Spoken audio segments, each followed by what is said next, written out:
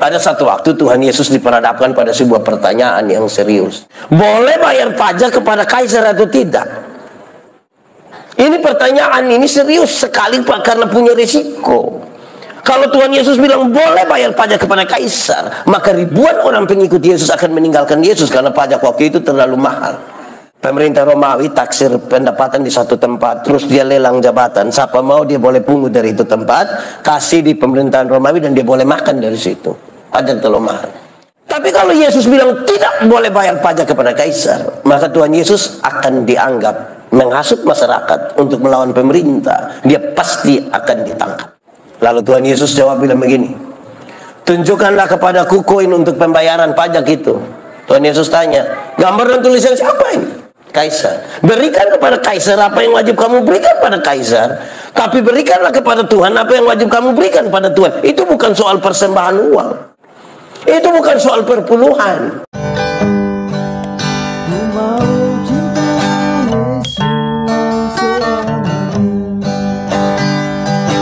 Ya Tuhan Allah, kami mohon kepadamu, kuatkanlah dan teguhkanlah iman kami. Sebab siapa kami ini Tuhan? Kami orang-orang berdosa dan terbatas dalam segala sesuatu. Tiap-tiap hari kami bergumul dengan kami dan tidak pernah selesai. Karena itu kami berdoa supaya Roh Kudus menolong kami bukan saja mengerti firman Tuhan, tapi lebih dari itu kami dimampukan menjadi pelaku-pelaku firman-Mu.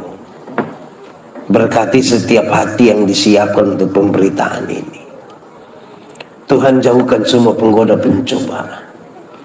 Biar dalam damai-Mu kami belajar firman Tuhan. Kami rindu pada firman-Mu. Berfirmanlah bagi kami Tuhan, di dalam nama Yesus firman yang hidup itu kami berdoa. Amin. Silakan duduk semuanya. Bapak Ibu saudara-saudara, Shalom.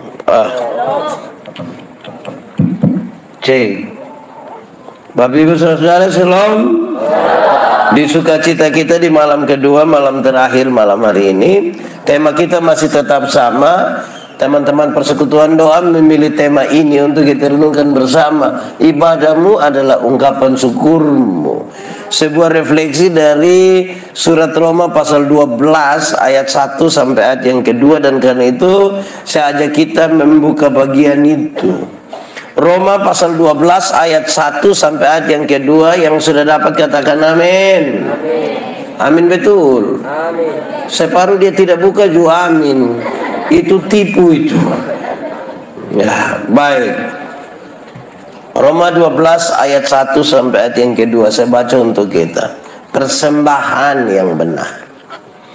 Karena itu saudara-saudara, demi kemurahan Allah aku menasihatkan kamu supaya kamu mempersembahkan tubuhmu sebagai persembahan yang hidup, yang kudus, dan yang berkenan kepada Allah. Itulah ibadahmu yang sejati.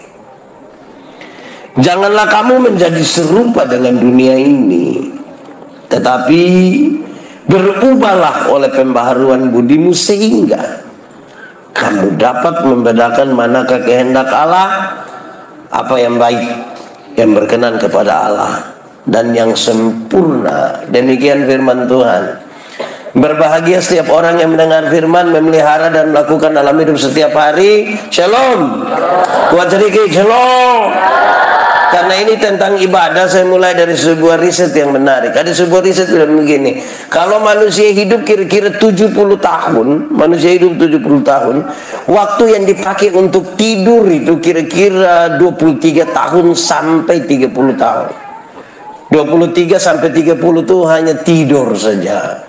Apalagi kalau sudah tambah tua, tidur tambah banyak. Berapa tahun? 23 sampai 30 tahun.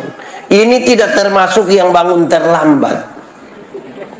Ini juga tidak termasuk yang pendeta khotbah dia tidur. Itu tidak 30. Itu mengkali 36 mengkali tidur. Kerja.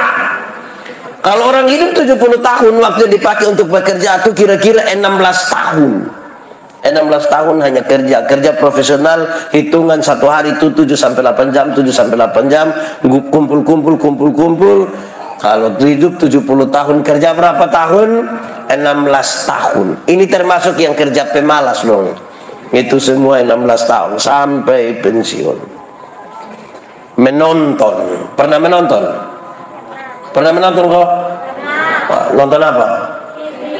Baik sudah. Kalau orang hidup 70 tahun, waktu yang dipakai untuk menonton itu kira-kira 8 tahun.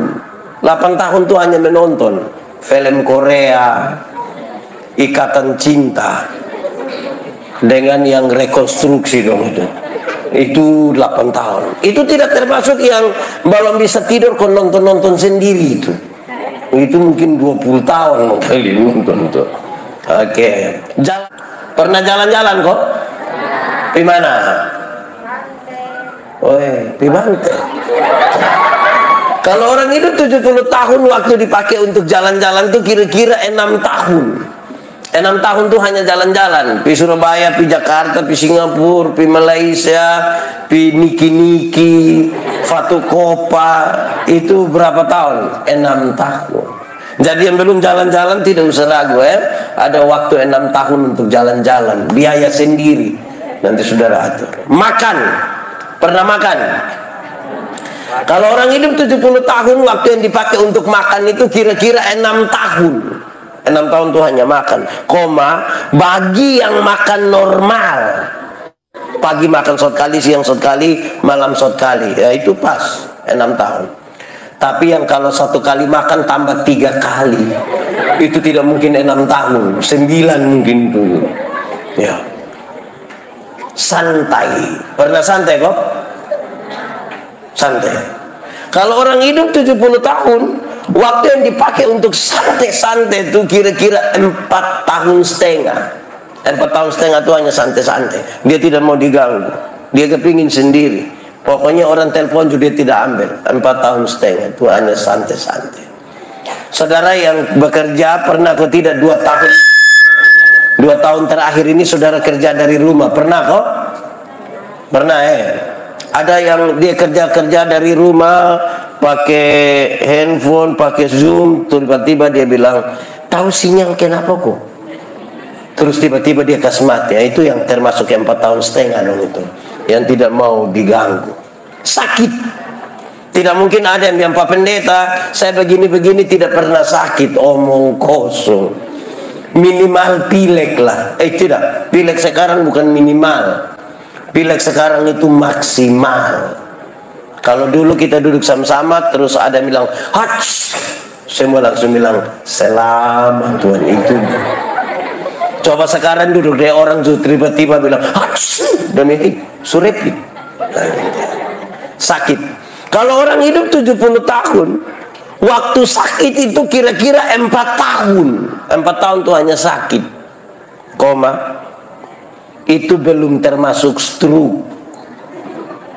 Lagi. Itu tidak termasuk sakit hati. Saudara pernah sakit hati kok? Pernah putus cinta? Ulang-ulang. Saya prihatin deh saudara. Tapi kalau saudara putus cinta dan saudara tidak segera move on, sudah tidak segera rela tuh, itu bisa sakit hati dari tamat SMP sampai mati. Itu hanya sakit hati. Nanti itu nyongkas foto dan deputanta, kita yang tersinggung. Nanti kita capture itu foto, terus lingkar merah di itu tanta pun kepala, terus anak panah merah tunjuk itu tanta pun mata, terus kita messenger dia kotanya, siapa tuh? Tanta model begitu. Sakit. Berdandan, pernah berdandan kok? Ibu-ibu pernah berdandan? Ini riset menarik kan, dia kasih tahu kalau orang hidup 70 tahun, waktu yang dipakai untuk berdandan tuh kira-kira 2 tahun. 2 tahun tuh hanya berdandan. Mandi, sengaja tidak laparan biar air kering saja. Alas bedak yang betul, alis mata, bulu mata. Itu berapa lama? 2 tahun. Ini yang seringkali kita bertengkar, berkelahi di rumah nih gara-gara ini. Yang mama mandi lama-lama makin luar datang sederhana saja itu 2 tahun. Terakhir ibadah. Kalau orang hidup 70 tahun, waktu yang dipakai untuk ibadah berapa lama? Berapa lama? Ini riset menarik, kan dia kasih tahu kalau orang hidup 70 tahun, durasi yang dipakai untuk beribadah itu kira-kira 6 bulan. Bagi yang rajin. Itu yang Senin ibadah, Selasa ibadah, sampai Minggu kumpul-kumpul 1-2 jam. Ini kumpul-kumpul nih yang kalau sampai 70 tahun jadi berapa? 6 bulan. Tapi kalau yang 1 tahun gereja 2 kali, itu tidak mungkin 6 bulan. Mungkin 6 jam saya itu. Itu belum termasuk yang kita ibadah-ibadah, dia jalan sana, jalan sini, konsultasi sana, pi belakang, itu belum termasuk itu. Mungkin turun lah itu. Nah, di sini juga ada kok. Nah, kira-kira begitu, saudara. Ada orang ini yang 1 tahun dia gereja 2 kali. Natal 1 kali, Paskah 1 kali. Makanya dia pun nama jemaat napas. Natal dan karena Natal 1 kali, Paskah 1 kali, dia singkatan tambah panjang, napasot 1. Kalau napasot 1 tuh tiba-tiba ingat Tuhan. Di sekitar sini juga ada. Dia ada ikut KPI. Ada. Nah, dia laki-laki kok perempuan. Mulai batu dua. Ada orang ini yang seumur hidup barangkali dia gereja 3-4 kali saja. Ada yang gereja pada waktu 1, waktu anak baptis. Kedua, waktu anak sidi. Ketiga, waktu anak nikah. Dan kemungkinan yang besar itu adalah keempat, waktu pemakaman dia itu. Jadi pas pemakaman dia mau gimana lagi di situ. Saudara lihat sekarang, ibadah yang hanya 6 bulan itu diharapkan akan menjadi roh yang mendorong saudara dan saya supaya kalau tidur, bekerja, menonton, jalan-jalan, makan, santai, berdandan, sakit, itu kita digerakkan oleh roh ibadah. Itu berarti ibadah itu mesti betul-betul ibadah yang punya kualitas. Kalau dia tidak ada kualitas, bagaimana dia bisa menjadi daya dorong bagi saya dan saudara? Lantas saudara pakai tema ini, ibadahmu adalah ungkapan syukurmu. Saya mau kasih tahu saudara hal yang ringan saja. Ibadah itu apa? Saudara buka kamus. Ibadah ialah perbuatan sebagai tanda bakti. Ibadah itu perbuatan, ibadah itu tindakan. Sebagai tanda kita berbakti. Berbakti kepada siapa? Berbakti kepada Tuhan. Kalau itu ibadah itu adalah bakti kita kepada Tuhan, dia mesti betul-betul ibadah yang punya kualitas, punya persiapan yang baik. Itu ibadah bukan asal-asal. Ibadah bukan sekedar show. Ibadah bukan untuk memuaskan siapa di antara kita. Ibadah menjadi sesuatu yang betul-betul mau datang kepada Tuhan. Saudara bayangkan, ada satu waktu Tuhan Yesus diperhadapkan pada sebuah pertanyaan yang serius. Boleh bayar pajak kepada kaisar atau tidak? Ini pertanyaan ini serius sekali Pak, karena punya risiko. Kalau Tuhan Yesus bilang boleh bayar pajak kepada kaisar, maka ribuan orang pengikut Yesus akan meninggalkan Yesus karena pajak waktu itu terlalu mahal. Pemerintah Romawi taksir pendapatan di satu tempat, terus dia lelang jabatan. Siapa mau dia boleh pungut dari itu tempat, kasih di pemerintahan Romawi, dan dia boleh makan dari situ. Pajak terlalu mahal. Tapi kalau Yesus bilang tidak boleh bayar pajak kepada kaisar, maka Tuhan Yesus akan dianggap menghasut masyarakat untuk melawan pemerintah. Dia pasti akan ditangkap. Lalu Tuhan Yesus jawab bilang begini, tunjukkanlah kepadaku koin untuk pembayaran pajak itu. Tuhan Yesus tanya, gambar dan tulisan siapa ini? Kaisar. Berikan kepada kaisar apa yang wajib kamu berikan pada kaisar, tapi berikanlah kepada Tuhan apa yang wajib kamu berikan pada Tuhan. Itu bukan soal persembahan uang, itu bukan soal perpuluhan. Tuhan tanya, gambar dan tulisan siapa? Kaisar. Karena di itu mata uang ada gambar dan tulisan kaisar. Kasih. Tapi Alkitab mencatat, kamu adalah gambar dan tulisan Allah. Berikan uangmu pada kaisar, tapi berikanlah dirimu kepada Tuhan, dan bukan uangmu, bukan uang. Supaya jangan ada orang bilang, Pak Pendeta, saya memang tidak pergi gereja, mas saya pun persembahan pi. Di surga tidak ada kios jual super mie. Kita tidak sementara kumpul uang kau buka kios di surga. Kita yang pi. Tapi ini bapak-bapak dong itu pemalas. Dong waktu pacaran rajin sekali jemput itu nona tuh bawa pergi gereja. Sunika habis bapak-bapak tidak pilih. Terus pendeta pitanya, "Bapak, kenapa lepas mama sendiri pergi gereja?" Jawab tua bilang begini, "Pak Pendeta, waktu bapak dong kas nikah saya dan mama, kami dua telah menjadi satu. Jadi kalau mama supi, itu sama dengan bapak supi." Oh, berarti kalau mama sumakan sama dengan bapak sumakan.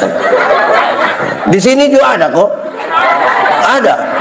Siapa pu suami, coba angkat tangan saya. Tidak apa-apa, biar kita berdoa kasih bab tua, biar dia jadi baik. Saya mau tanya dulu, kenapa di ini KPI malam kedua ini yang paling banyak datang di sini ini mama-mama semua? Coba kasih tahu saya. Ini mama janda semua.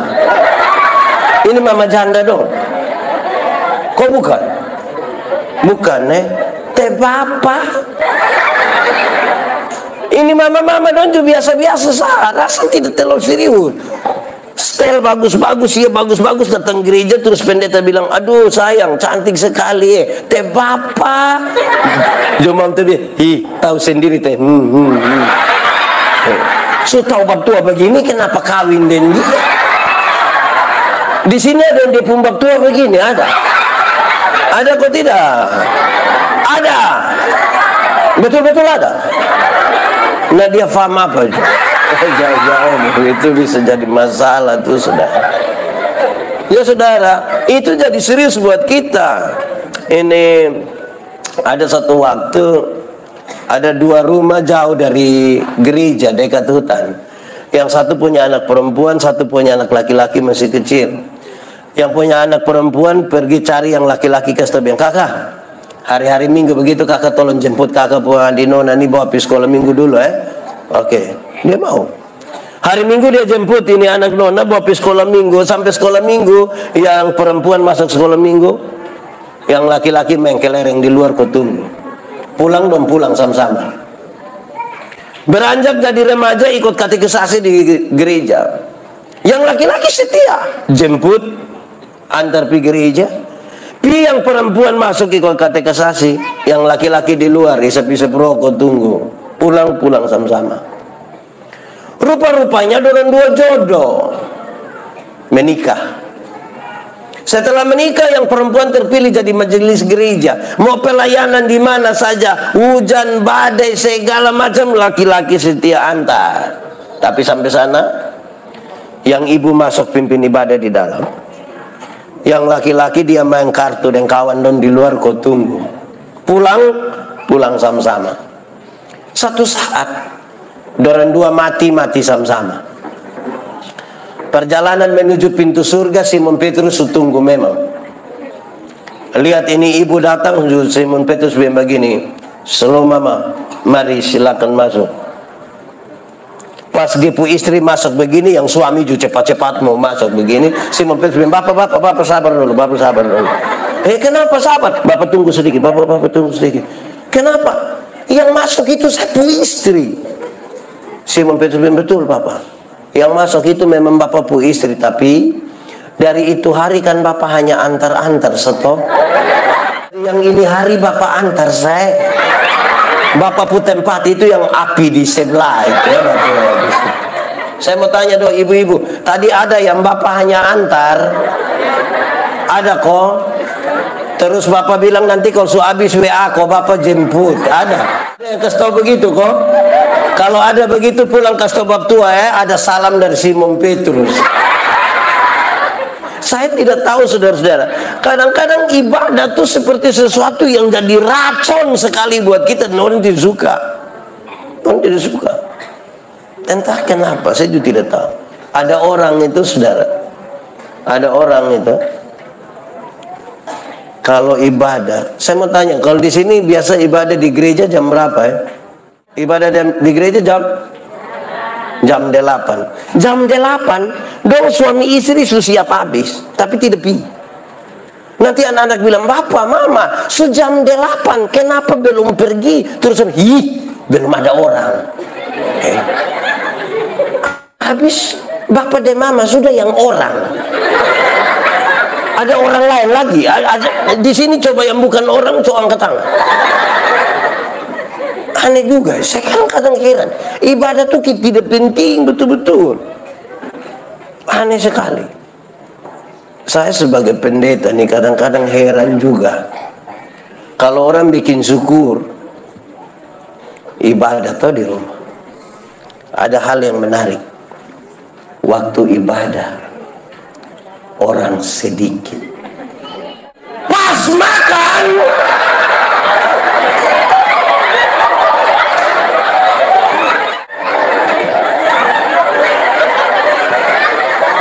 kita ulang Kadang-kadang saya heran juga kalau ibadah syukur di rumah, waktu ibadah orang pas makan orang banyak kok sedikit. Dan dari mana tuh? Ya kadang-kadang saya juga heran. Tapi kemudian saya temukan dia pun jawaban, saudara. Saya temukan dia pun jawaban. Kenapa ibadah orang tidak suka ikut, tapi untuk lain hal dia ikut? Jawabannya ringan saja. Karena kita rasa penting atau tidak penting. Kalau sesuatu itu penting dalam hidup kita, mau sibuk bagaimanapun kita akan temukan jalan ke situ. Contoh, kalau pulang dari gereja saudara lupa HP, picari kok tidak? Kenapa picari? Kenapa kok tidak lepas koster dapat sudah? Kenapa saudara picari? Penting. Mahal. Itu biar semua masuk rumah baru ingat bilang HP lupa di gereja, langsung putar. Suruh anak menelpon koster, tolong lihat mama pu HP dulu. Kenapa? Mama lupa di gereja. Mama duduk di mana? Pokoknya duduk di semua tempat duduk, lu cek saja. Karena penting. Sekarang saya tanya, kalau pulang dari gereja lupa kertas gula-gula yang saudara rencana buang di tempat sampah tapi lupa, itu kira-kira datang cari kok tidak? Kenapa tidak cari? Karena tidak penting. Apa yang saya katakan? Kalau penting, mau sibuk kemanapun tetap ada jalan di situ. Tapi kalau kita sudah rasa ibadah itu tidak penting, biar mau santai, biar mau kosong seperti apapun waktu kita lebih banyak menemukan alasan. Saya mau tanya di sini, lebih banyak jalan atau alasan? Jalan atau alasan? Alasan atau jalan? Sekarang saya mau tanya saudara, pernah dapat bantuan tunai langsung? Pernah? Pernah? Biasa dong bagi di mana? Di mana? Kantor pos. Biasa dong bagi jam berapa? Itu bantuan tunai langsung bagi di kantor pos biasa jam berapa? Jam 8. Kalau jam 8 pertanyaan terakhir, pijam.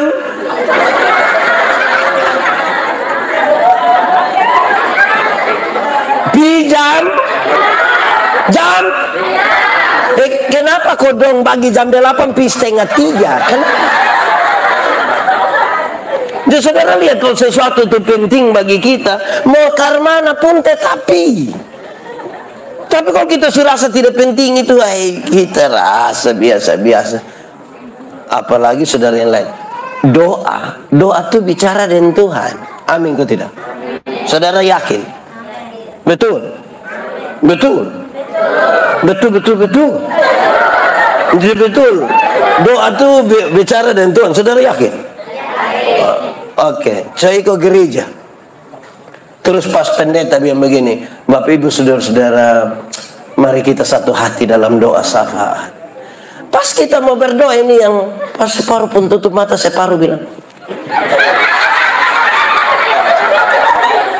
betul. Di sekitar sini juga ada. Dong ada duduk di sini. Dong majelis atau jemaat biasa. Oh, majelis jemaat. Jadi pertanyaannya, dia pun penting ada di mana? Coba selesai, dia pun pentingnya di mana? Kalau kita sebut ibadah itu menjadi sesuatu yang kita syukuri, lalu pentingnya di mana? Kita pun batas ibu ini sudah lebih dari segala macam. Gubernur bicara di sini, siapa berani bergerak di situ? Tapi kalau ibadah tuh ada sa kita pun ada sa. Betul kok tidak? Dong bikin syukuran di rumah, undang pendeta. Pendeta pi khotbah. Terus pendeta bilang begini, saudara-saudara, mari kita menyatakan syukur kita bersama dengan keluarga, bersama-sama di dalam doa syukur dan syafaat. Pas kita mau berdoa ini, yang ibu-ibu semua langsung baca kopi belakang. Sampai di belakang itu yang ketua dapur itu sen ibu-ibu di belakang bilang, sudah. Siap sudah. Ini kuat tadi suka panas. Padahal hanya kacang bremibon. Tapi orang ibadah dong di belakang. Di sekitar sini juga ada. Itu ibu yang biasa jadi ketua dapur yang mana? Coba dia yang mana yang biasa jadi ketua dapur? Di sini tunjuk kami dia tuh. Berhenti, kok apa? Mama kok gak bertobat, berhenti. Nanti kita omong dong, Pak, ada yang Maria, ada yang Marta. Sikap kita terhadap ibadah bermasalah, tapi kita merasa kita ada rohani sekali. Mau takut siapa? Saudara-saudara, itu menjadi serius. Ini kita belum masuk di inti dari ibadah. Ini saya masih omong di pinggir-pinggir. Belum terlalu inti. Kenapa? Nanti di pinggir saudara lihat bahwa kalau ibadah yang betul-betul menyatakan syukur dan tanda kehadiran Allah, beda sesungguhnya dengan kegiatan beribadah biasa yang kita lakukan. Dan sampai sekali lagi, itu hanya tindakan beribadah biasa tanpa nilai. Walaupun bahasanya rohani. Saya mau kasih saudara, ibadah itu ada dua. Satu, ibadah yang kelihatan. Ibadah liturgis. Ibadah liturgis ini yang macam begini. Macam di gereja. Ibadah rumah tangga. Persekutuan doa. Itu namanya ibadah liturgis. Dan yang kedua, ibadah raya kehidupan. Ketika kita habis ibadah liturgis, kau pulang ke rumah.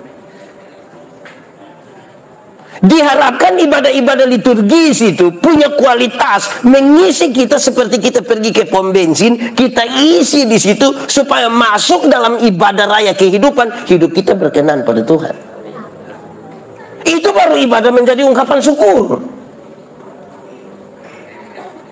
Maksudnya begitu. Jadi seharusnya kalau mau tulis selamat datang, tidak usah tulis waktu orang mau masuk gereja. Di pintu keluar baru tulis selamat datang dalam ibadah raya kehidupan. Karena dalam ibadah sini saudara mungkin begitu luar biasa, pulang. Itu dipersoal di situ. Karena ibadah yang 6 bulan tadi mesti menggerakkan kita pun hidup supaya jadi berbeda. Saya bawa materi di banyak sekali tempat. Sejumlah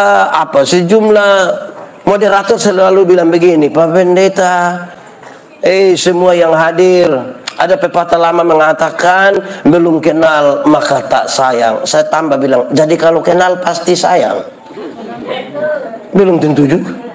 Teman-teman di Polda NTT punya informasi menarik. 80% kasus-kasus yang ditangani oleh Polda NTT adalah kekerasan dalam rumah tangga.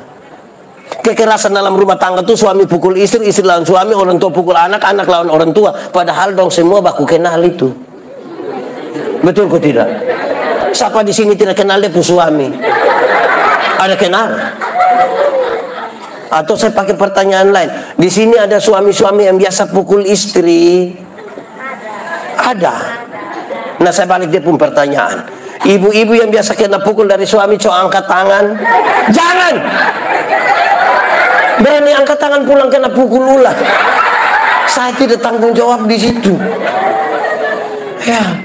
berdoa mati pun, omong kasih, berkhotbah, bersaksi tentang kasih, tapi pulang mentua pu ini biru terus.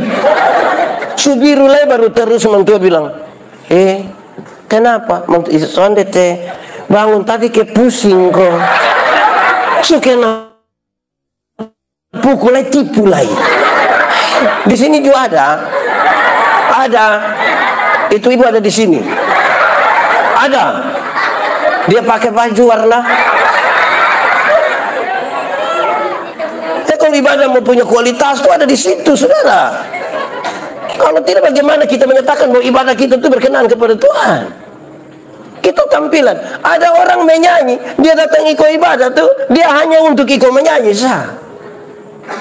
Contoh, nanti dong suruh anak dong pikas tapi pendeta, nanti mama dong pun satu lagu satu lagu sampai dia koma di situ tambah lagi sebelum khotbah menyanyi dia sudah pulang. Ini datang apa? Di sini juga ada. Itu ibu siapa? Mesti kasih tahu ibadah begitu, ibadah karena kadang-kadang saudara kita nih rasa kita ada betul-betul itu beribadah. Ibadah kita bermasalah. Saudara-saudara, kalau kita sendiri sudah tidak mampu untuk melaksanakan sebuah ibadah yang baik, lalu bagaimana kita memberi pengaruh? Bagaimana? Saya suka bilang begini, pada akhirnya ibadah-ibadah liturgis itu akan diuji dalam ibadah raya kehidupan. Harus. Saya tegur satu WL, satu liturgo, satu MC ketika kami KPI di perbatasan antara alur selatan dan alur tengah utara. Kami 2 malam KPI, pas masuk malam kedua kebetulan dia itu calon pendeta aja. Saya bilang, sebentar engkau berhenti omong yang tadi malam engkau omong itu, stop. Dia bilang apa, Pak? Berhenti omong. Yang awal itu berhenti omong. Dia bilang, Bapak kenapa? Dia bilang begini. Pas kami mau masuk ibadah pertama, dia bilang begini. Baik Bapak Ibu Saudara-saudara, kita akan menyembah Tuhan dalam roh dan kebenaran. Mari kita bebaskan roh, kita bebaskan hidup kita. Yang datang dari masalah kasih tinggal semua kan kita mau menghadap Tuhan. Mari kita lepaskan. Saya bilang, orang datang bawa dia punya masalah, lu suruh kasih tengah di luar, masuk dong ikut ibadah habis, pulang dong ambil kembali masalah, bawa pulang di rumah. Itu yang kau maksud. Justru kalau dia ada masalah, itu masalah mau datang pada Tuhan. Kalau kasih tengah di situ, kalau dia tidak kasih di Tuhan, dia kasih di siapa? Coba saya. Kalau bukan kasih di Tuhan, kasih di siapa? Datanglah di sini. Kalau tidak, saudara akan berapi-api dan berair-air di sini. Pulang sampai rumah kan petugas koperasi datang juga. Di sini kenal petugas koperasi. Dia biasa datang harian atau mingguan? Harian. Nah saya kasih dia jangan datang lagi. Banyak orang akhirnya dia dibutakan oleh dia punya ibadah itu, supaya kemudian dia berharap petugas koperasi datang, Tuhan kasih keliru dia. Rencana ini rumah ternyata sebelah. Dia datang, dia kasih kesaksian, Tuhan kasih keliru. Ibadah itu ibadah yang betul. Kalau tidak kita bermasalah, saudara. Ini kita punya persoalan, saudara. Kadang-kadang ini kita merasa ada ibadah, ada baik-baik, padahal juga belum. Saudara tahu, ibadah itu apa? Ibadah itu bukan kita yang buat untuk Tuhan. Ibadah itu Tuhan yang buat untuk kita, memanggil kita dalam persekutuan, supaya siapapun yang berdiri di sini atas nama Tuhan, dia berdiri dalam yang benar. Nah, kok kita rasa kita kenapa kok? Karena itu yang Tuhan punya, itu yang paling penting di situ, bukan yang kita punya. Satu saat seorang perempuan Kanaan berjumpa dengan Tuhan Yesus. Ini perempuan Kanaan datang dengan masalah yang kita semua tahu. Dia suka kawin 5 kali. Laki-laki terakhir itu tanpa status hidup dengan dia. Betulkah? Yohanes pasal 4. Berarti mestinya Tuhan Yesus bicara kepada dia soal persinahan. Harusnya. Tapi coba saudara baca Yohanes 4. Baca habis tentang kisah perempuan itu dengan Yesus. Tuhan Yesus ada bicara persinahannya? Tidak, sama sekali tidak. Persinahan yang terjadi itu sesuatu yang kelihatan dari ada masalah pokok yang terjadi, yaitu soal ibadah. Percakapannya bilang begini, nenek moyang kami menyembah Tuhan di Gunung Gerizim, tapi kamu menyembah Tuhan di Yerusalem karena ada bait Allah di sana. Jadi di manakah kami harus menyembah? Tuhan bilang begini,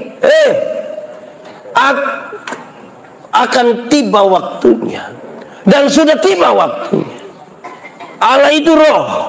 Kamu akan menyembahnya dalam roh dan kebenaran. Bukan di Gunung Gerizim, dan bukan juga di Yerusalem yang dibatasi oleh tembok-tembok gereja. Tidak. Allah menembus ruang dan waktu. Sekarang kita lanjut. Lalu orang memberi tafsiran yang menarik terhadap menyembah Tuhan dalam roh dan kebenaran. Kadang-kadang kita bertengkar parah dan gereja-gereja masih batas ibu di soal itu. Kadang-kadang bukan gereja, persekutuan doa satu juga kelai dari lain-lain. Di Kemitin ada 5.000 kelompok persekutuan doa. 5.700. Kalau masing-masing bikin acara orang banyak, kalau gabungan pasti sedikit. Kenapa sedikit? Karena masing-masing punya egoisme sektoral. Separuh bilang begini, ibadah di dong tidak ada roh sama sekali. Di kita ini yang roh sampai keluar-keluar. Separuh keluar ikut pintu, separuh keluar ikut jendela, separuh. Jadi kita masih batas sibuk di soal itu.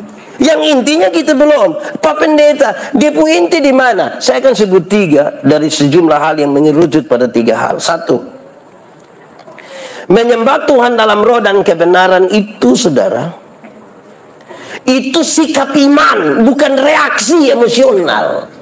Sikap iman, bukan reaksi emosional.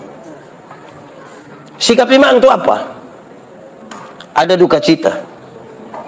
Orang punya suami meninggal, sedih kan? Orang yang punya sikap iman, dia bertanya di sini, apa yang saya imani tentang kematian? Waktu dia bertanya tentang apa yang dia imani tentang kematian, dia temukan ternyata yang dia imani dan dia baca di Alkitab adalah mati bukan akhir dari segala sesuatu. Mati adalah tempat di mana kita diubah dari tubuh yang dapat binasa ke dalam tubuh yang tidak dapat binasa, supaya kita bisa hidup dalam kekekalan bersama dengan Kristus di sorga. Berdasarkan keyakinan iman dan sikap iman itu, dia menyanyi, sabar dalam susah sukarmu. Saudara tidak tahu ini lagu? Nah, kenapa suruh saya solo? Sabar dalam susah suka. Sabar apa? Tuhan ada sertamu. Sabar apa? Sabar. Beri kuat pada. Itu sikap iman. Kenapa? Karena kita manusia, termasuk yang percaya pada Tuhan, termasuk yang beribadah, kita punya masalah. Dan kalau ada masalah pakai sikap iman, bukan reaksi emosional. Saudara punya masalah kok? Tidak usah omong. Saya lihat yang ini muka masalah semua. Karena masalah ialah kesenjangan antara harapan dan kenyataan. Harapan menikah umur 27, sekarang 34. Masalah kok tidak? Harapan menikah dan dia, ternyata dia nikah juga, tapi yang kita pun tetangga. Itu kayak mau cek ke dia. Makanya berjumpa dengan masalah, tanya, apa yang saya imani tentang ini masalah? Kalau orang yang pakai sikap iman, dia akan tahu begitu. Orang beriman tuh begitu. Dia cek Tuhan ada di mana dalam ini persoalan. Orang beriman itu kalau ada otot dari sini, pisau, balik dicamplong, tinggal dua yang hidup, satu beriman, satu tidak beriman. Yang beriman tuh akan bilang begini, untung Tuhan saya selamat. Untung. Yang tidak beriman itu akan bilang, untung baik tadi saya lompat cepat-cepat. Iman. Reaksi emosional selalu begini. Orang suami meninggal, datang dia menyanyi. Di dalam doamu kau sebut namaku, di dalam harapmu. Terus separuh langsung di interlude-nya suruh anak kecil satu baca puisi dengan judul Ditinggal Ayah. Kira-kira orang sedih ikutin. Semua menangis. Seperti habis menyanyi dia bilang, semua menangis. Ibadah macam apa? Orang kalau sudah kedinginan karena hujan, bukan pizza log tambah dia di kolam. Ibadah itu sikap iman, bukan reaksi emosional. Kadang-kadang kita pun reaksi emosional, kita kira itu sikap iman, baru bilang roh bekerja. Nah, roh bekerja itu ukurannya ringan, cek di buah. Bagaimana saudara tahu roh ada pada pendeta Yandi? Bagaimana saudara tahu? Kelihatan dari buahnya. Kenapa lihat beka? Itu pertama. Ibadah yang benar itu sikap iman, bukan reaksi emosional. Kedua, menyembah Tuhan dalam roh dan kebenaran. Kepuasan manusia tidak bisa lebih tinggi dari kemuliaan Allah. Tidak bisa. Saya khotbah habis, saudara mau puas, kalau tidak puas tidak penting. Yang penting kemuliaan Allah dinyatakan. Nanti tahun depan mau undang saya lagi, kau tidak penting. Yang lebih penting kemuliaan Allah dinyatakan. Kenapa? Masih banyak jemaat Tuhan pergi beribadah untuk mendapatkan kepuasan, bukan kemuliaan. Jangan cari kepuasan. Mari kau tompite pendeta Yandi kalau khotbah. Nah, separuh pi bilang begini, wih lu rugi tidak pi pendeta Yandi kalau khotbah. Kok iya? Dia bilang apa? Tahu? Pokoknya kita senang sekali, kita kata, roh kalau bekerja di itu Pak. Hai. Nah, cek dulu kita bu ibadah susi dong. Kalau tidak kita bermasalah. Amin kok. Pernah dengar itu kalimat dong? Yang tadi itu bilang, pite bab tua. Jadi kepuasan manusia tidak lebih penting dari kemuliaan Allah. Jadi saudara puas atau tidak puas, nanti sebentar ada yang datang potret saya, pendeta. Tadi Pak khotbah itu saya tidak terima. Kenapa? Karena begini. Tapi Bapak mengerti. Iya, anu cukup. Bapak mengerti itu. Karena yang punya kemampuan untuk merubah mama bukan saya. Tuhan yang merubah. Supaya pendeta Yandi tidak boleh pernah bilang saya berkhotbah di nama saya dan ada 20 orang memberi diri pada Tuhan. Kok saya siapa? Coba saya siapa coba? Saya bukan siapa. Tugas kita menyampaikan apa yang perlu disampaikan. Selanjutnya Tuhan mengerjakan bagian yang perlu Tuhan kerjakan. Ketiga, menyembah Tuhan dalam roh dan kebenaran. Tuhan itu menjadi satu-satunya pusat. Tidak boleh ada ornamen apapun yang mengganti Tuhan sebagai pusat. Bukan pengkhotbahnya, bukan pemain musiknya, bukan penarinya, bukan WL-nya, bukan siapapun, bukan ini lampu-lampu semua. Tuhan menjadi pusat. Pada waktu saudara geser Tuhan bukan pusat dari ibadah, saudara tidak sementara menyembahnya dalam roh dan kebenaran.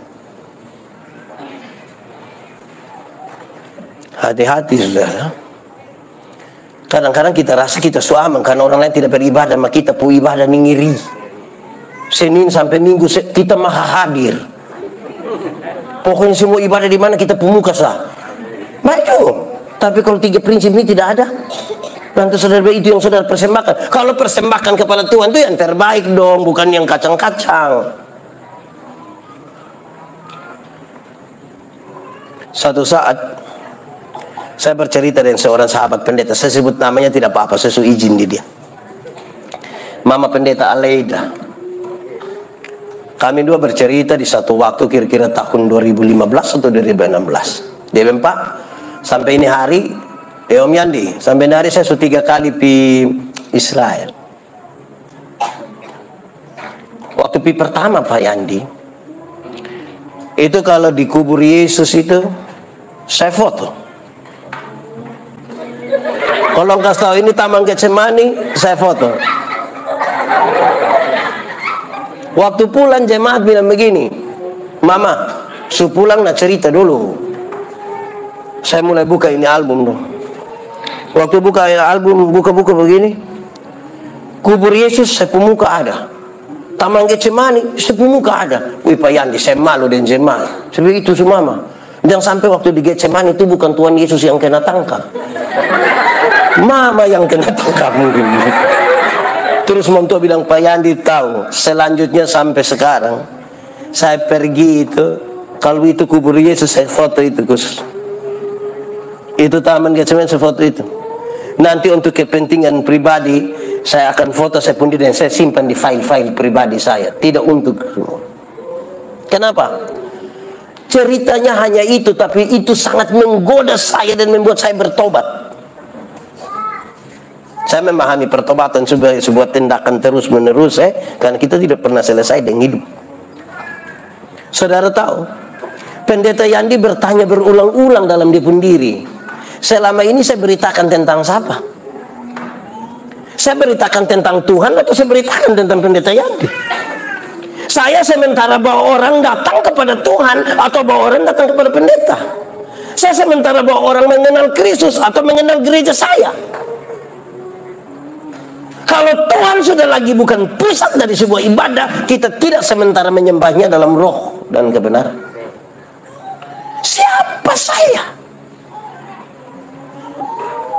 Itu serius saudara, karena itu tantangan bergereja kita. Di mana kita ada ibadah. Kok ini jemaat dong pun pilih pendeta ini justru baik. Di sini ada tukang pilih pendeta. Begini omong sengaja sembunyi-sembunyi. Serius ini sudah. Untuk kita menyembah Tuhan, saya berpikir Pak Pendeta Yandi ini kan keliling Indonesia, ke luar negeri lagi, karena hebat sekali. Kalau satu bandara ke bandara lain, satu bandara ke bandara lain, tulis Pendeta Yandi. Wih, itu separuh pun komen tuh, wah Bapak semakin tinggi jam terbang. Itu sama kebiasaan ulang dosa yang ulang nanti. Lama-lama kita lagi memuaskan kita pun diri. Tapi kita kira itu menyembahnya dalam roh dan Tuhan menjadi satu-satunya pusat. Kalau bukan Tuhan jadi pusat saudara, kita pun diri yang akan kita taruh di situ. Saya nasihat banyak orang kasih kesaksian. Engkau kalau kasih kesaksian, hati-hati dalam kesaksian. Kenapa? Cukup 5% bicara tentang saudara, 95% bicaralah tentang Tuhan. Supaya orang ingat Tuhan, lupa engkau. Jangan rubah. 95% kita bicara tentang kita pun diri, tinggal 5 baru. Ada yang bangun, dia bilang, itu hari yang tukang judi,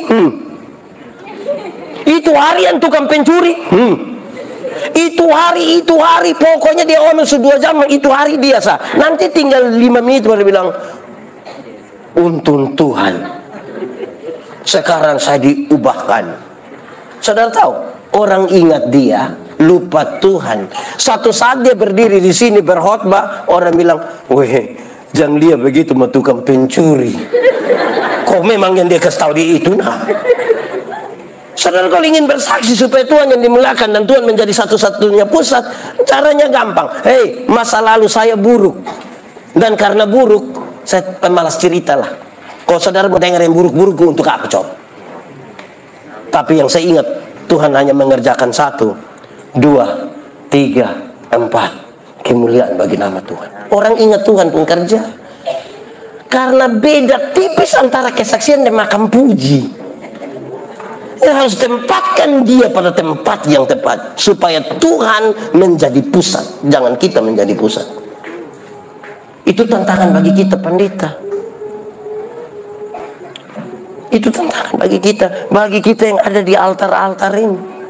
Karena kita terus berjuang dan mengumpuli hidup kita dari satu hari ke satu hari, satu hari ke satu hari. Kalau saudara menyembahnya dalam roh dan kebenaran, kata roh, kata kebenaran ringan untuk kita tafsir. Apa itu? Roh itu lawannya kedagingan.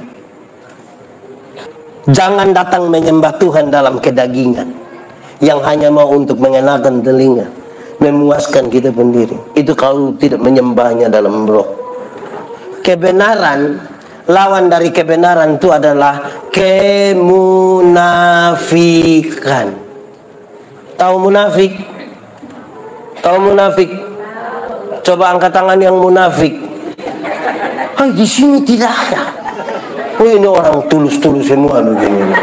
Sedikit lagi dunia kiamat di sini.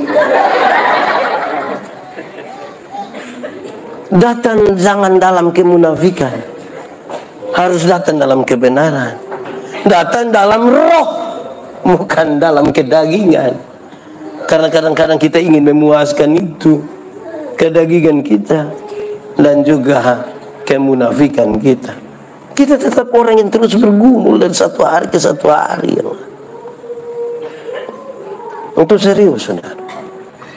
Karena itu sebenarnya ibadah itu menolong saya dan saudara untuk realistis terhadap persoalan.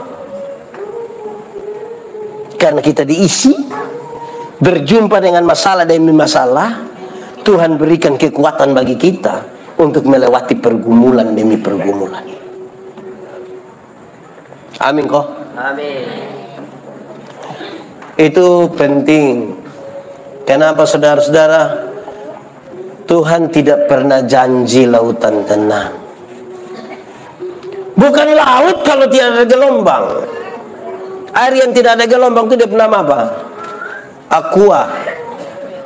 Tidak ada gelombang. Tapi laut tetap bergelombang. Dan saudara harus melintasi itu dalam kekuatan yang Tuhan berikan bagi saudara. Ibadah ini harus menjadi serius. Mari kita lihat, bahas tentang syukur. Itu ibadah tadi. Sekarang kita lihat syukur. Syukur itu apa sih? Coba saudara bilang pada saya, syukur itu apa? Saya memberi makna terhadap syukur. Syukur adalah waktu di mana kita membiarkan seluruh pikiran, perasaan, hidup, iman, semuanya itu hanya tertuju pada Tuhan. Itu namanya syukur. Waktu di mana pikiran, perasaan, iman, hidup itu hanya tertuju pada Tuhan. Ada orang bisa bikin ibadah syukur tapi tidak dengan pikiran yang tertuju pada Tuhan. Separuh ini sebenarnya tidak bisa bikin pesta, tapi kan tetangga semua juga bikin pesta, dia juga paksa diri bikin pesta. Utang sana sini, besok pagi petugas koperasi don datang berdiri sembunyi di tetangga dong. Padahal dia pun nama ibadah syukur juga. Syukur itu waktu di mana seluruh pikiran, perasaan, hidup semua tertuju pada Tuhan. Sekarang saya tanya pada saudara, ini orang persekutuan doa banyak, saya mau tanya, saudara punya jam-jam doa kan? Amin. Apakah waktu itu seluruh pikiran, perasaan, hidup tertuju pada Tuhan? Atau saudara sementara beraktivitas doa? Kagak setetapkan 4:30 pagi biar dia pulang dari sini 2:30 tetap. Anak-anak dong bangun 4:30 mesti sampai 4:30. Ini hari kita doa Bapak kami, yang penting habis kok. Jadi kelihatannya tetap ada jam doa juga. Tapi ada pikiran, perasaan tertuju pada Tuhan. Saya mau tanya saudara, pikiran, perasaan yang tertuju pada Tuhan, hidupnya berkenan pada Tuhan atau tidak? Berkenan atau tidak? Tapi kalau orang yang tiap hari berkata-kata dengan Tuhan tapi tidak membiarkan pikiran, perasaan, hidup dikuasai oleh Tuhan, hidupnya berkenan pada Tuhan? Kita beraktivitas rohani belum tentu hidup di dalam roh, belum tentu. Amin. Ada banyak orang kemudian ditambah masalah lagi. Saudara melayani, tapi layani apa? Layani pekerjaan Tuhan atau layani Tuhan? Itu pertanyaan reflektif sekali. Jangan sampai kita sibuk untuk melayani pekerjaan, bukan melayani Tuhan. Kalau saudara sibuk melayani pekerjaan Tuhan, saudara akan seperti pendeta Yandi itu, sibuk sekali, jadwal dari pagi sampai malam. Satu hari, saya baru ke Stopabas minggu lalu, satu hari saya KKR 5 kali satu hari. Orang kalau hubungi Pak Yandi, Pak Bas hubungi saya 3 bulan lalu. Susah kalau langsung sibuk Bapak. Ini Om Dai ada di sini untuk acara tanggal 16 September, hubungi saya 4 bulan lalu. Yandi, pertanyaannya sibuk apa? Layani siapa?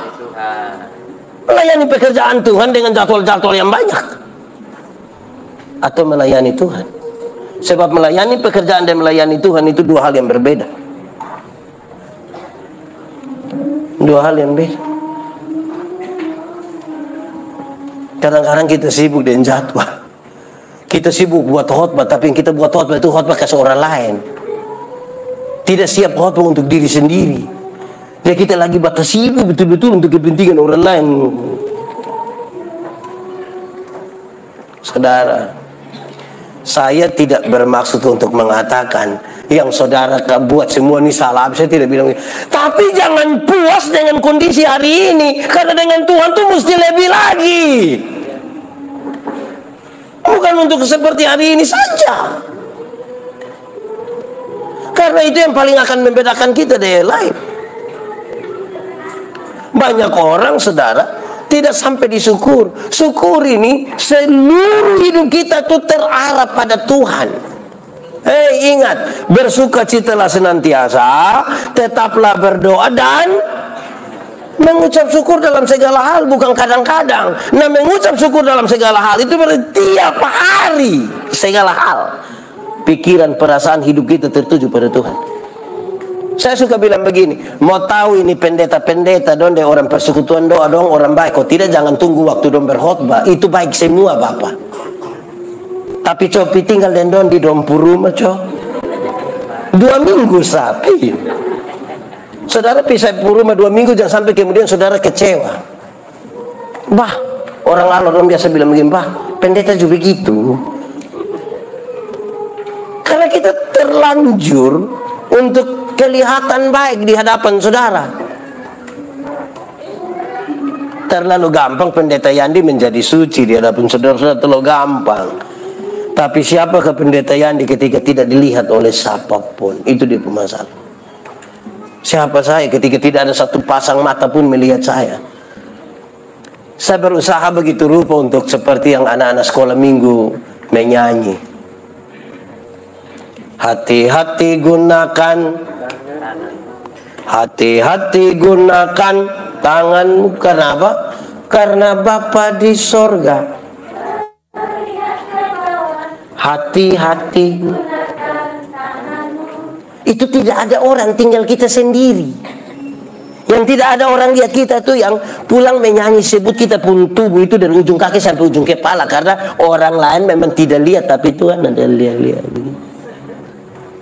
Ibadah yang sejati di situ, mempersembahkan tubuhmu sebagai persembahan yang hidup, yang kudus dan berkenan kepada Tuhan. Itu ibadahmu. Sampai di titik itu saudara, kita lihat ternyata kita ini tidak layak, betul-betul tidak layak. Tidak ada satu waktu pun kita ingin mengatakan, aduh Tuhan saya sangat layak untuk, tidak bisa. Kalau kita tahu kita pun diri siapa. Tuhan saya tidak layak. Tapi betapa besar kasih Tuhan yang telah membuat saya seperti ini. Saya belum selesai Tuhan, tapi hidup ini ada jatuh bangun, jatuh bangun, jatuh bangun. Karena itu tidak ada cara lain. Kita butuh Tuhan pegang kita. Amin kok. Amin. Kakak, Om Pendeta minta tolong sedikit. Mari. Oh, mari saya. Orang penginjilan dong suka pakai contoh ini. Saya pakai saja untuk menegaskan kita sesuatu. Saudara lihat, orang ini orang saudara tahu lah. Saya mau kasih tahu ulang. Coba kakak pegang saya kuat. Anggap saja ini tangan Tuhan. Ini tangan orang berdosa. Ini anggap saja. Kakak pegang saya kuat. Lebih kuat. Tambah kuat. Ini paling kuat sudah. Sekarang saya tanya, pegang kuat begini ini bisa bertahan 1 detik? 1 detik? Bisa. 1 menit? Bisa. 1 jam? Tidak bisa. 1 hari? Tidak bisa. 1 minggu? Tidak bisa. 2 tahun? Tidak bisa. Semakin dia kuat, lebih kuat pegang saya pun tangan, semakin cepat dia lepaskan saya. Dia mesti rubah. Tuhan yang pegang dia. Ada waktu sebagai manusia kita lemah, kita tidak berdaya dan seperti mau jatuh. Tapi tangan Tuhan tidak pernah melepaskan. Itu ibadah sejati. Makasih. Kadang-kadang kita yang terlalu bagaya, kok kita rasa kita mau helak kas turun Tuhan datang. Jangan terlalu bagaya lah. Tuhan yang pegang kita. Itu hari kalau Tuhan tidak panggil Yandi Menobe, itu dia ojek di Soe. Naik sedikit ya supir travel lah. Waktu Tuhan kasih kesempatan kita rasa kita jatuh turun dari langit ini. Mari kita realistis dalam pergumulan hidup di mana kita tahu bahwa Tuhan kita tidak bisa sendiri, tidak bisa. Syukur itu cara terbaik menikmati hidup. Kalau mau menikmati hidup ini mesti bersyukur. Kenapa? Pak Oce Christian di Soe bilang saya ambil beliau pun nama. Dia bilang saya, anak, hati manusia itu lebih besar dari isi dunia.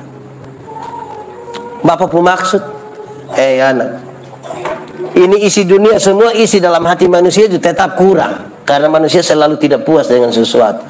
Yang bisa isi itu ketidakpuasan itu hanya satu, syukur. Kalau saudara tidak pernah bersyukur, hanya satu, mengeluh sayang ada. Itu piman mana tiap hari hanya patah leher kau bilang, hidup ini terlalu susah, mati sudah. Kalau memang sudah terlalu susah. Syukur. Saudara, saya suka pakai ini kalimat. Memang kita kadang-kadang tidak tahu bersyukur. Jalan kaki juga dia berdoa, Tuhan kasih saya sepeda 1 kok. Tuhan kasih sepeda 1, dia naik 2-3 bulan dia berdoa ulang, Tuhan naik sepeda memang enak, Tuhan matanjakan yang di es ini. Itu betis dan paha dong kayak sama besar. Jadi yang kau mau kalau bisa motor 1 kok Tuhan. Tuhan kasih motor 1, dia naik 5-6 bulan dia berdoa ulang, Tuhan naik motor memang enak Tuhan, tapi saya punya istri berat 80. Anak dong 3 orang baru montok semua. Setiap kali motor bunyi dong 4 mau naik motor Tuhan. Jadi motor bawa masalah baru dalam kan rumah tangga. Jadi yang kau mau kalau bisa oto 1 kok Tuhan. Pick up juga baiklah. Tuhan kasih oto 1, dia naik 1 tahun dia doa ulang, Tuhan naik oto memang enak. Ibu tuh naik, dia duduk paling muka Tuhan. Tapi anak nona yang pertama sukawin orang rote, kodon tinggal di rote Tuhan. Masa kita pirote pakai pick up Tuhan? Jadi kau mau? Kalau bisa kapal feri kok Tuhan.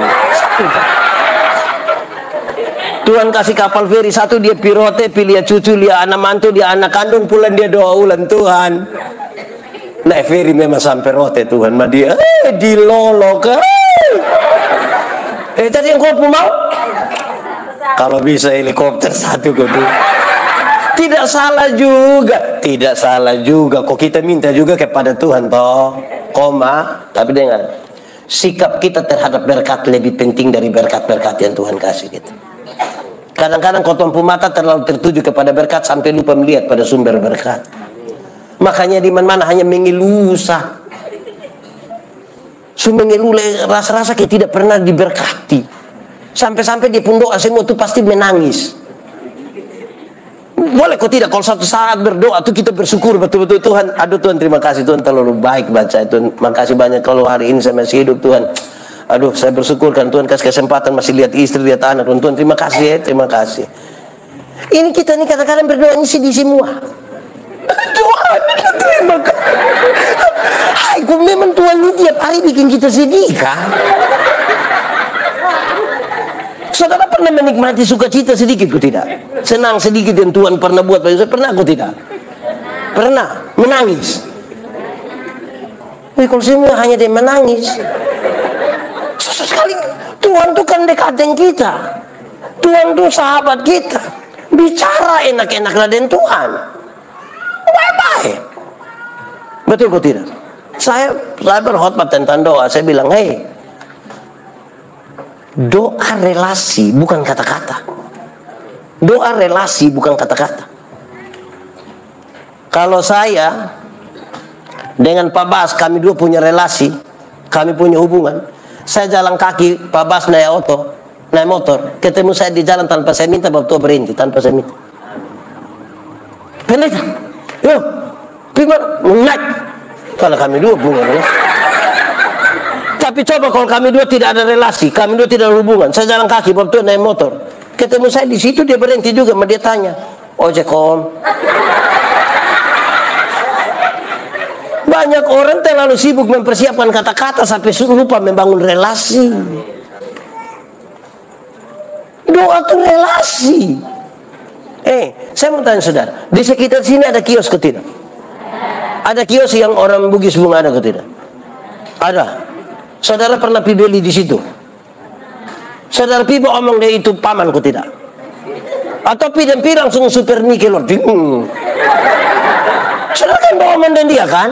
Paman ada super miko, kan begitu toh? Pertanyaan terakhir, waktu saudara bawa omong dan dia, saudara punya relasi dan dia? Berkata-kata belum tentu punya relasi. Kok sekarang saya di HP, kita itu nona satu suka omong dan kita tahu dia siapa? Nomor yang Anda tuju, dia saudara kenal dia, ada kenal dia, ada kenal itu nona. Dia orang nama saya. Jadi berkata-kata dengan sesuatu dan seseorang belum tentu saudara ada relasi dengan dia. Doa itu relasi. Dalam relasi itu saudara, dalam relasi itu saudara berkata-kata dengan ringan, berkata-kata dengan ringan. Saya kasih contoh. Menurut saudara saya kenal saya punya istri kok tidak? Kenal kok tidak? Kami dua ada relasi kok tidak? Karena kami dua ada relasi, maka setiap kali saya mau minta teh di saya punya istri, cara mintanya ringan. Kok kami dua pun relasi nah. Saya pasti bilang dia, mah, yuk bikin teh dong sayang. Gelas kecil saja bayar sayangnya. Gula jangan terlalu banyak, papa takut sakit gula. Kan cara omong begitu kan? Tidak mungkin saya minta teh di saya punya istri, mama, buatlah segelas teh. Jangan terlalu banyak gula ya, papa takut sakit. Itu pas habis mentua tanya, lu sehat? Relasi memungkinkan kita berkata-kata dengan ringan. Syukur kita di situ. Orang kalau bersyukur, dia tidak akan pernah banding dia hidup di orang lain. Kadang-kadang kita ini terlalu sibuk banding kita hidup di orang lain. Orang lain yang beli motor, kita yang tidak tidur di rumah. Cek dulu, cek apa? Tahu dong kredit kok cash. Di sekitar nama saya di sini ada kok. Di rumah 7 ada. Itu ibu dong ada di sini. Kita ini, apalagi kita ini kalau tidak pernah bersyukur, kita pun hidup baterek dari orang itu terlalu tinggi. Hidup tahu baterek? Buatan tinggal batu tangga begini ya. Mam tua di sebelah tumis sayur toh. Dia kas panas minyak taruh bawang itu kan bunyi. Itu mam tua di sebelah justru tidak bisa, dia tidak bisa. Dia bilang anak kas panas minyak kas. Minyak panas terus anak gue bilang mama bawang tidak ada. Mam tua sudah lu percik air juga tidak apa-apa yang Nah saudara, kalau mau tempuh hidup hanya begini, mau hidup. Di sini ada yang tukang baterik begitu ada. Itu ibu dong di sini kok. Tunjuk kami itu ibu yang. Hei, ingat orang lain itu ada berkat, tapi ada masalah juga. Sama seperti kita, berkat kita ada, tapi kita juga ada masalah. Jangan terlalu sibuk di orang lain pu berkat sampai lupa bahwa kita juga diberkati. Jangan terlalu sibuk di orang lain pu masalah sampai kita lupa bahwa kita ini pu masalah juga banyak. Kita sayang, kita lupa sibuk kan mana kok. Yang datang langsung, bukan ikut ibadah, mah datang langsung bilang, sudah dengar kok belum. Bayangkan kalau datang kok langsung, di sini ada kok. Itu ibu dong duduk di mana? Di yang sini kok, yang di tengah sini. Ada, bersyukur tuh begitu. Orang tidak bersyukur itu dia suka banding-banding. Sebentar pulang dari sini toh ada orang bawa motor naik kencana, kita pu belakang, dia hampir serempet kita, dia lewat 20 meter dia jatuh. Bruk, kita bilang apa? Mampus. Picek kita pun bapak yang jatuh. Senang sekali lihat orang susah, dan susah sekali lihat orang. Ini nama saya ini ada. Dong faham apa dong itu?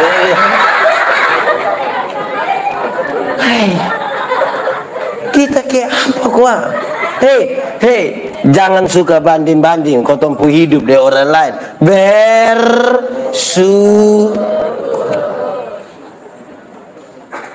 Ada saya pun teman satu, dia jalan dia senyum-senyum orang lu ini senyum-senyum, lu kenapa? Bagaimana saya tidak senyum? Kenapa? Tuhan Yesus mati bagi saya, surga menjadi milik saya, kenapa saya tidak senyum?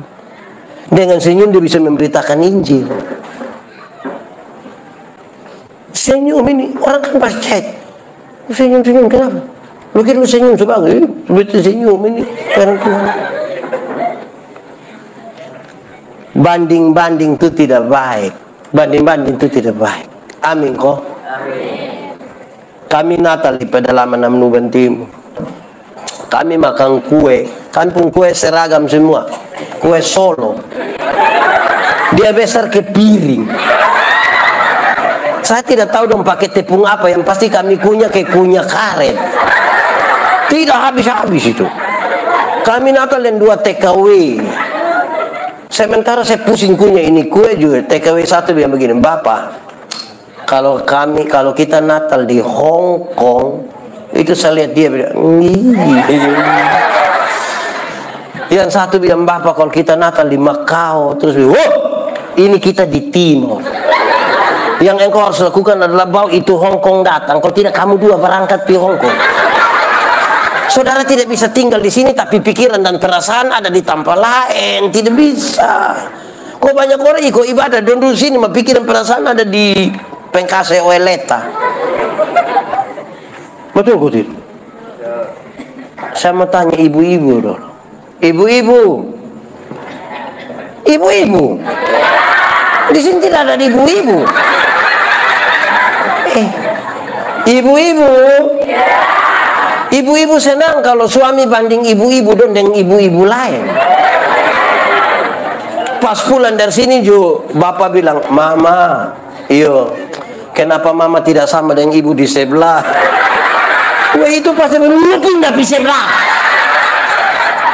Jadi tidak baik kalau duduk hanya banding-banding itu. Tidak ada waktu untuk kita bekerja. Tidak ada waktu untuk kita. Karena saudara tahu bahwa toh pada akhirnya ibadah dan syukur itu dinyatakan. Kami punya menara doa, berdoa bagi kota Kupang, berdoa bagi ini bagi orang-orang miskin ya di Kupang ini. Berdoa.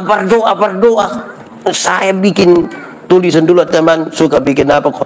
Saya kasih masa renungan kok. Hasil dari jual itu beli makan ke seorang. Saya tanya dong, kamu sudah berdoa ini sudah bagus. Kasih orang miskin dong, saya tanya kamu dulu.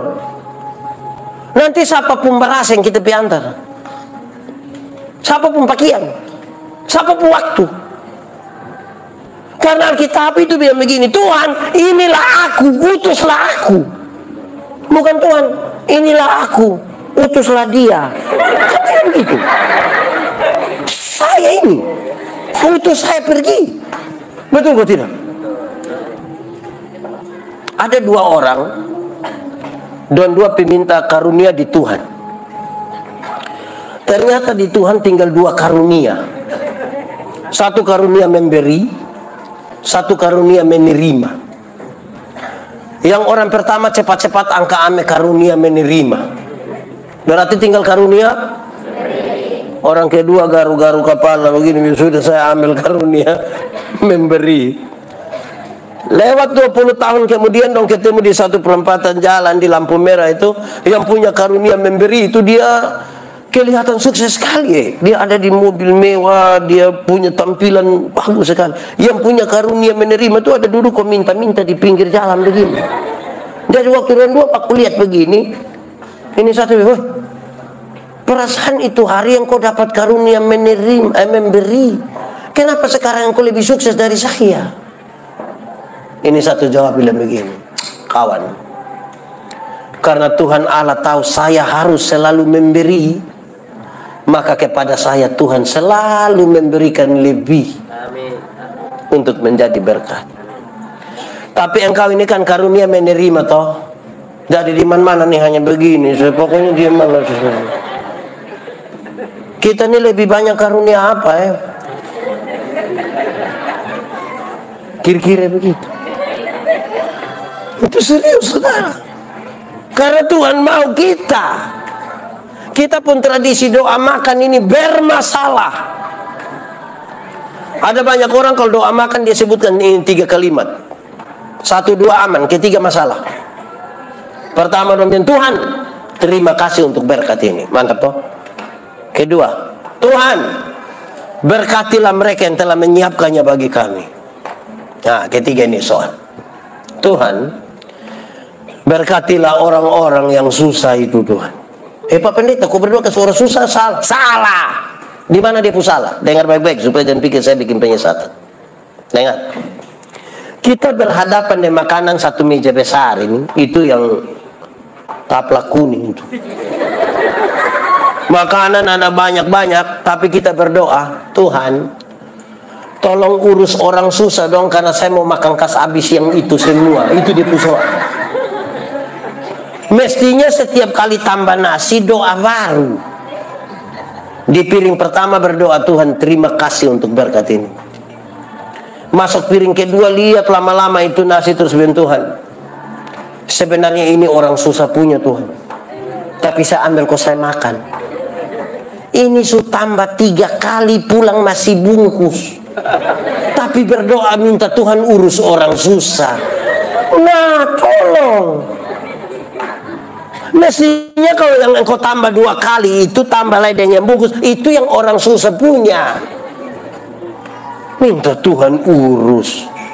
Kita jangan gemuk sendiri. Di setiap berkat yang Tuhan kasih itu ada orang lain pun di situ. Jangan kobo sendiri. Kalau tidak nanti jam 2, jam 3 sore orang ada tidur enak-enak, kita ada pakai jaket training, kau lari keliling satu ini, dalam bawah putar, tidak akan turun itu badan. Sampai sadar bahwa ini orang lain punya, supaya waktu kita berdoa kita bilang, Tuhan berkatilah itu orang susah orang, tapi pakai saya sebagai saluran berkat bagi mereka. Supaya itu tanda syukur. Kok kita bisa apa? Saya punya kebaikan dan syukur itu respon. Saya kasih contoh ya. Itu anak itu yang tadi naik sini. Anggap saya kami dua tidak kenal. Memang gitu dulu tidak kenal. Terus saya dapat dia punya nomor HP, saya telepon dia, kakak sebentar malam jam 12 bisa ketemu saya di Jalan El Tahri depan rumah jabatan gubernur. Kira-kira dia mau atau tidak? Oke. Kami dua tidak kenal. Di dia rumah ada ayam 1 ekor. Saya pilih dia rumah, kira-kira dia kasih saya itu ayam atau tidak? Oke, saya ganti pertanyaannya. Saya mau kasih dia oto baru 10 km. Kira-kira dia mau atau tidak? Terus saya beli kasih dia Oto baru satu, sudah Pajero Sport. Harga kira-kira 700 juta Waktu saya kasih dia itu oto, waktu saya kasih dia ini oto Pajero Sport, baru-baru 0 km. Ada perubahan perilaku dari dia ke saya, tidak? Saya telepon jam 12 malam, dia datang, tidak? Saya pergi dia ke rumah, ada ayam satu, dia kasih, tidak? Kenapa kalau dia tak kuju baik begini nih? Kenapa, coba? Karena dia sudah lebih dahulu dapatkan itu Pajero, toh.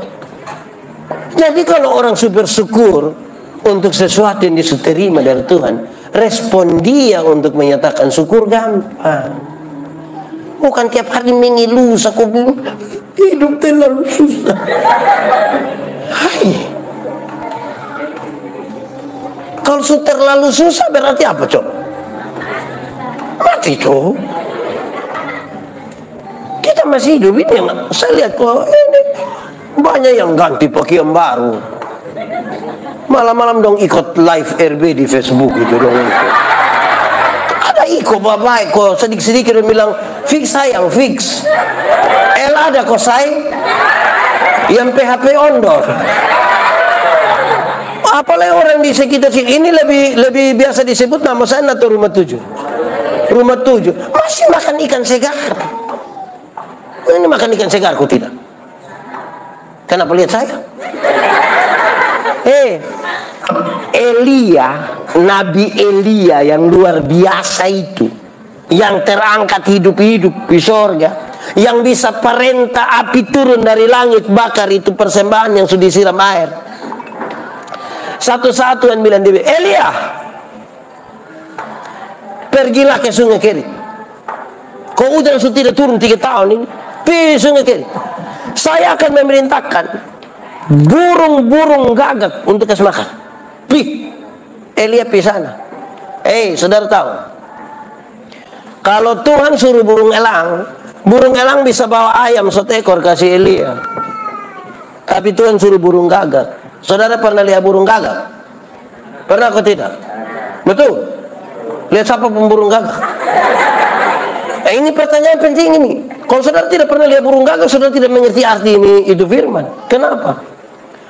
Paruh burung gagak yang seperti itu tidak bisa bawa benda yang berat. Dia hanya bisa bawa yang ringan. Jadi roti yang dibawa itu burung gagak roti tipis. Paruh burung gagak yang begitu tidak bisa menghancurkan daging yang masih segar. Apalagi hujan sudah turun 3 tahun. Itu paruh menghancurkan daging yang hampir busuk. Karena itu burung gagak disebut sebagai burung pemakan bangkai. Jadi saudara tahu, roti yang Elia makan roti tipis, daging hampir busuk. Sekarang saya tanya saudara, pernah makan daging busuk? Pernah? Di rumah 7 pernah makan? Kalau belum pernah makan tapi makan ikan segar dong, bersyukur sedikit. Karena Nabi Tuhan yang luar biasa itu masih makan daging busuk. Makan makan ini daging busuk lagi. Coba Elia pergi ke Sarfat. Perjalanan dari Kerit ke Sarfat itu 100 mil. 100 mil itu berarti kira-kira 160 km. Dari sini sampai Polen, jalan kaki. Saya mau tanya saudara, pernah jalan kaki 160 km? Pernah kok? Kalau saudara belum pernah jalan kaki sejauh itu bersyukur. Karena Nabi Tuhan yang luar biasa itu masih jalan kaki. Ini ada naik motor metik. Ada ganti-ganti motor memengilu sayang ada. Dia pergi jauh-jauh pergi Sarfat itu bikin apa? Ketemu siapa? Ketemu siapa di Sarfat? Janda. Coba kalau janda muda baru kaya, jangankan Elia, beta Jupi. Ini janda tua, miskin lagi. Yang ada pada dia tinggal tepung sedikit dan minyak sedikit. Beta Jupi. Elia pergi sampai sana, dia bilang begini, ibu, berikan itu tepung dan minyak. Tuhan, Kalau saya kasih Tuhan, nasi ini kami mati. Kami apa sih? Kami yang kami tidak kasih, kami makan nasi ini sudah tidak akan mati. Elia bilang, ibu kasih dulu. Setelah itu ibu kasih, dia bilang begini, ibu, saya mau bilang kepada ibu. Saya pakai saya pembahasa ya. Saya mau bilang kepada ibu, hujan mau turun besok, kok 1 tahun lagi, kok 2 tahun lagi, atau 10 tahun lagi, saya tidak peduli. Tapi saya mau kasih tahu ibu, penyertaan Tuhan sempurna bagi ibu sampai kapan hujan itu turun ke bumi.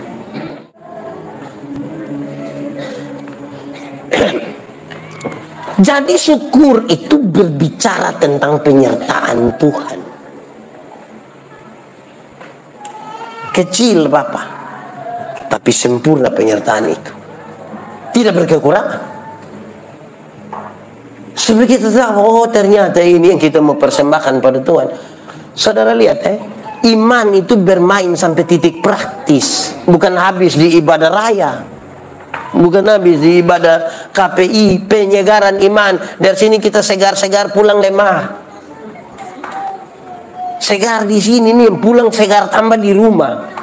Sampai segar habis di sini, baru pulang sampai rumah, baru bilang, dari mana? Ibadah. Bikin apa di sana? Ini ada yang duduk sini, suami dan suami dan tidur di situ. Saudara bayangkan. Jadi dia mesti habis di rumah, karena habis dari sini pulang di rumah. Di sini ada bakalai dengan istri suami kok. Kita habis ibadah di sini baru pulang, ada bertengkar dengan istri, kita pusing. Kau mau bangun tidur lihat mantu muka. Saya ngajak pergi dapur sampai sana, mantu bangkit. Pindah lagi.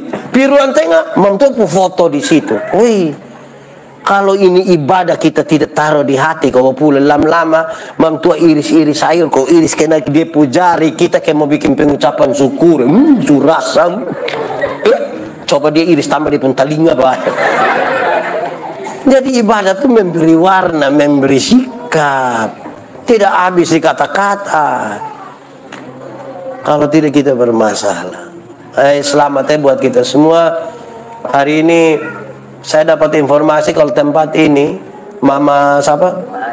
Mama Ana ulang tahun ke 60 tanggal berapa?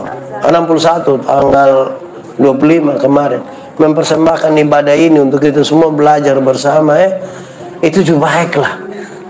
Supaya kita tahu bahwa segala sesuatu tuh Tuhan mungkinkan untuk kita belajar dari satu hari ke satu hari yang lain.